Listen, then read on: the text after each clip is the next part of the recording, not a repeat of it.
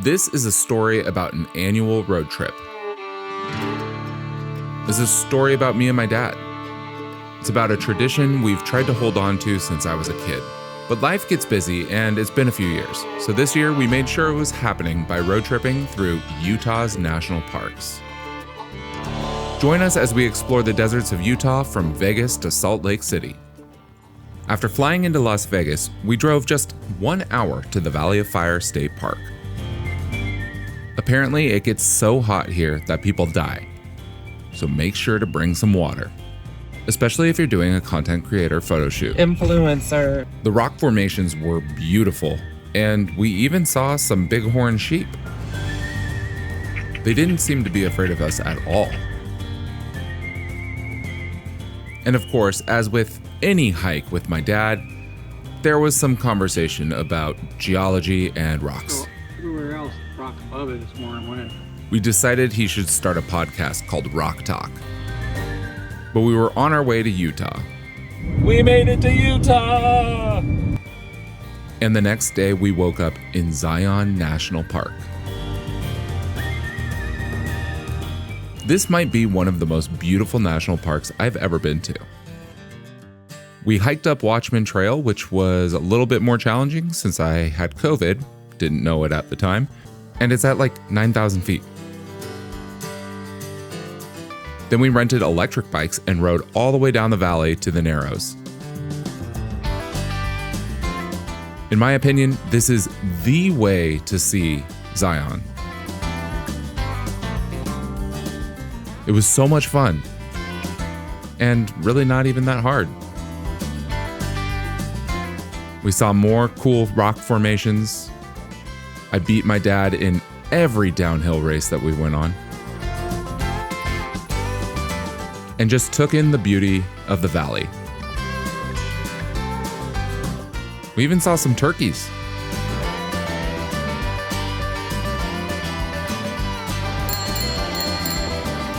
"27 miles an hour.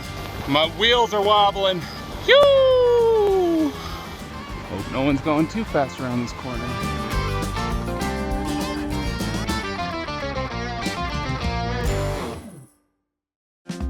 We took off the next day for Bryce Canyon. To leave Zion, you go through this really cool old tunnel. And as soon as we got to Bryce, we talked more about geology. All the little things that stick up. Cold feet east. Rock Talk. Overlooking the canyon is mesmerizing. So is that all limestone? Rock Talk. It feels like giants were trying to build sand castles. All of these spires of stone sticking up out of the ground. And all of us just wandering around in between. This was one of the cooler hikes that we did on the trip.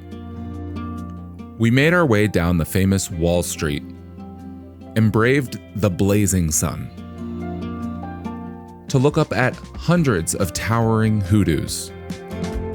Started way up there.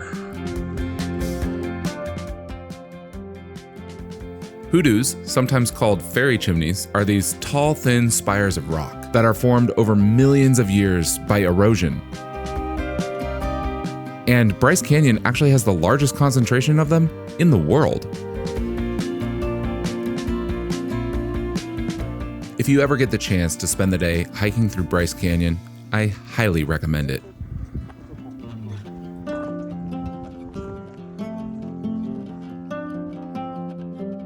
But enough of this hanging around admiring hoodoos. We had more parks to see. Next up was Capitol Reef National Park. In all honesty, Capitol Reef was disappointing to me. But maybe that was because Bryce and Zion were so incredible. The Aspen Yurt. The best part, though, was the yurt that we stayed at. Fan.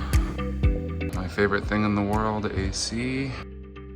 A wood stove. Couch pull-out bed. Giant king-size bed. It even had coffee muffins, Muffins? and breakfast sandwiches plus Gatorade to rehydrate. And something I wasn't expecting in a tent was a beautiful bathroom.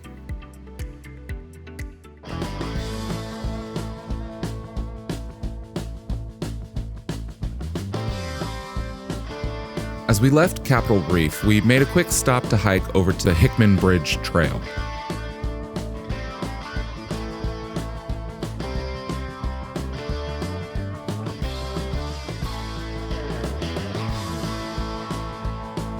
And then we made our way over to Arches National Park. Arches gets almost 2 million visitors every year because of its more than 2,000 natural sandstone arches. We saw a handful of them, but there was no way we were going to see all of them in one day. Perhaps the most famous is Delicate Arch, which we saw from afar, because we had to make our way to Canyonlands in the same day. And the coolest thing we saw in Canyonlands was Mesa Arch. Not so much because of the rock itself, but because of what you saw on the other side. This vast, sprawling set of canyons is why Canyonlands gets its name. It's a pretty incredible place.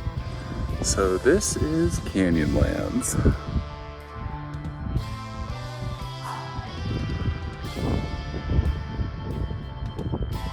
And we spent a good amount of time just admiring the view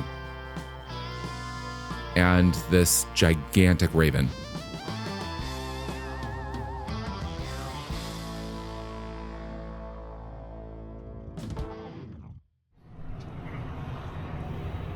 We had just 2 more stops. First, Mesa Verde National Park, which is actually over in Colorado. I was so excited about visiting Mesa Verde because of the incredibly well-preserved cliff dwellings and archaeological sites of the ancestral Pueblo people. People lived on the edge of these cliffs between 550 and 1300 AD. And it's actually one of the only US national parks dedicated to preserving works of man. The ancestral Puebloan people lived here long before there was even a Christopher Columbus. So what'd you think? Amazing. 8,000 feet, right? Completely out of breath. Nice deep breaths. Thin mountain air. And then next is the balcony house. And while the Cliff Palace was cool, we had to visit the balcony house. Reaching any of these cliff dwellings requires a guided tour with a park ranger, but this one included climbing ladders and crawling through passageways, which is why they call it the Indiana Jones experience.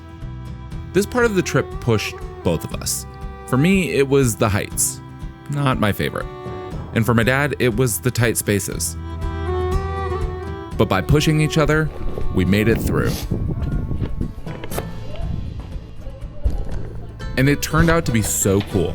Aside from the 30 other people on the tour, it felt like we were exploring a lost civilization.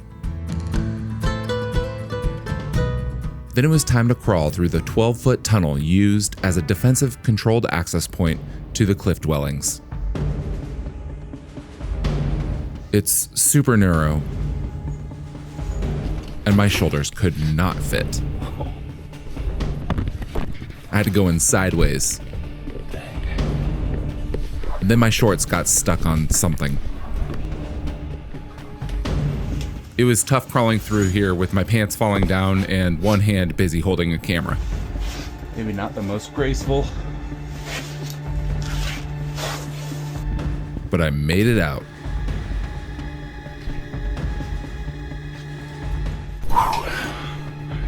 Made it. Then it was my dad's turn. He was dreading this. But he made it through with flying colors. He made me look like a chump.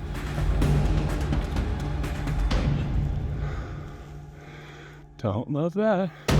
And as a chump, I was kind of freaked out as we were climbing up the side of a cliff. Literally, the side of a cliff. But at least it had some chains and some steps carved into the stone. I can't imagine doing this without the chains. And then we climbed up some ladders, and the scariest part of our day was done. But yeah, that's right. The relief was palpable.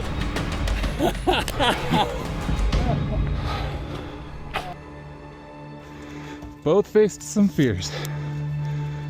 Not a big fan of heights. And that was rough. Bottom, it's a little narrow. You did great though. I just made it look real difficult Yeah, so it made it easy for me. by being so ungraceful. Made it easier for you. I tried to go in at first and I was like, nope, my shoulders are too wide. Your shoulders would never get through there. Oh man, balcony house. That's it. We made one last stop in Park City. That morning, I got an email from the company I'd worked at for 13 years saying that I had been laid off. As surprising as it may have been, I wasn't going to let that define the trip. Instead, we went hiking through some of the most beautiful aspen I had ever seen. This beautiful hike kept me distracted, and we even had a snowberry fight, just like when I was a kid. Get back here.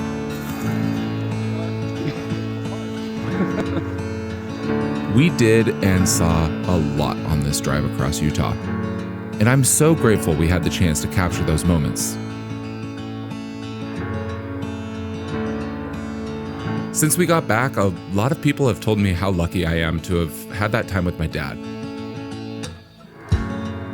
I know that this time together doesn't last forever, but the memories do. And I will never forget the time I got to spend with my dad.